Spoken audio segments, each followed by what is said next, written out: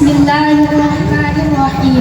Assalamualaikum warahmatullahi wabarakatuh.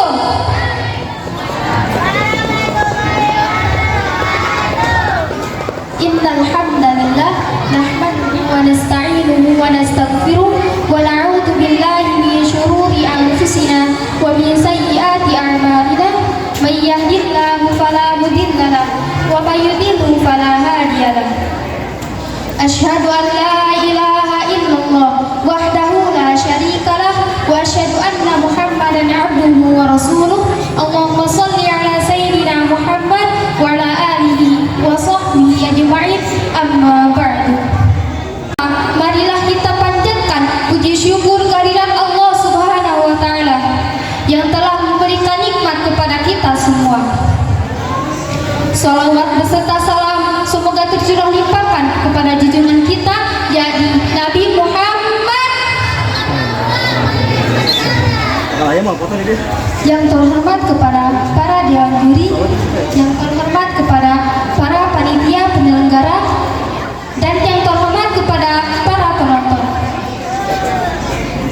Hadirin yang dirahmati Allah, pada kesempatan kali ini insya Allah saya akan menyampaikan sebuah pidato yang bertema muda berkarya, tua bahagia. Masa muda, masa di mana penuh kekuatan, penuh dengan potensi dan peluang membangun fondasi untuk masa depan. Namun sering diwarnai dengan tantangan, rintangan dan godaan. Di zaman sekarang, hei kawan, ayo kita ke pengajian yuk. Halah, mending aku makan di rumah. Hei kawan, ayo kita baca Al-Quran yuk. Halah, mending aku chatan sama si mantan. Zaman sekarang masih nyanyain masa muda, yang bener aja rugi dong. Astagfirullah.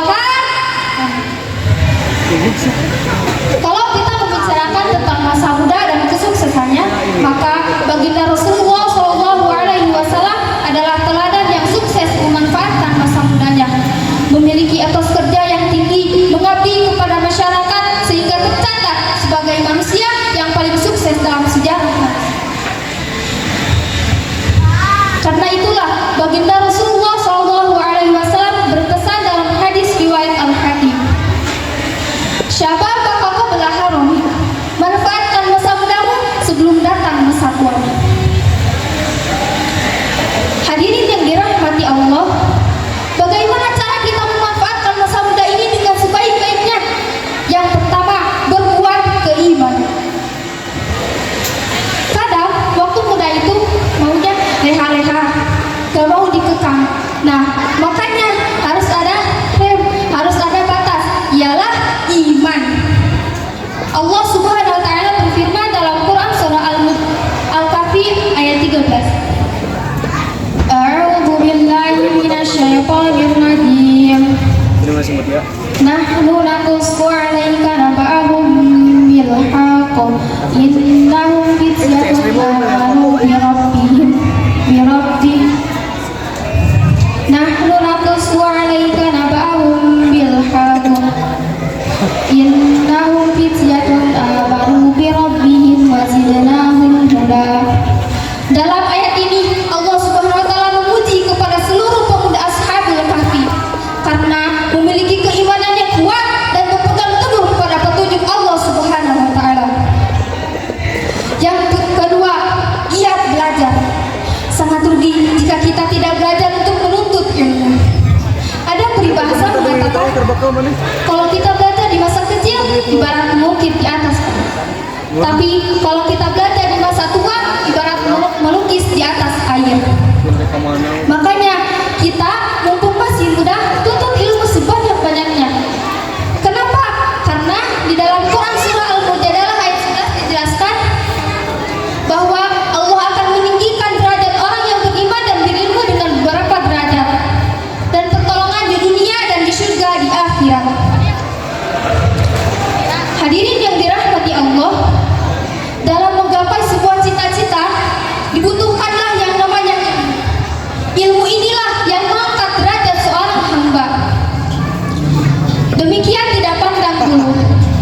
baik dia anak orang miskin, anak tukang ngawin, tukang beca, tukang syuting sekalipun, kalau dia berilmu, Allah angkat derajatnya. Jangan lupa, kalau kita sudah punya ilmu, amalkan. Yang ketiga, atur waktu sebaik-baiknya.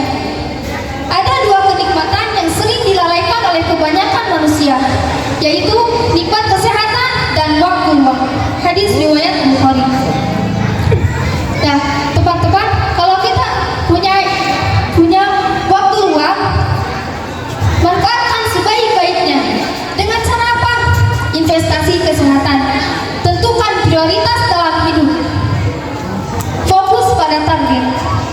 Sabda Rasulullah SAW, sesungguhnya dalam mendapatkan apa yang bermanfaat bagimu, minta pertolongan kepada Allah dan jangan sekali-kali kamu merasa lemah.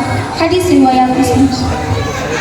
Maka teman-teman sekalian, manfaatkan masa muda ini dengan sebaik-baiknya. Apa yang dikerjakan di masa muda belum tentu bisa dikerjakan di masa tua. Dan kesuksesan kebahagiaan di masa tua adalah kerja keras di masa muda. Cukup sekian yang bisa saya sampaikan.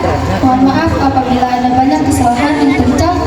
Terima kasih atas perhatiannya. Wabillahi taufiq wal hidayah. Wassalam.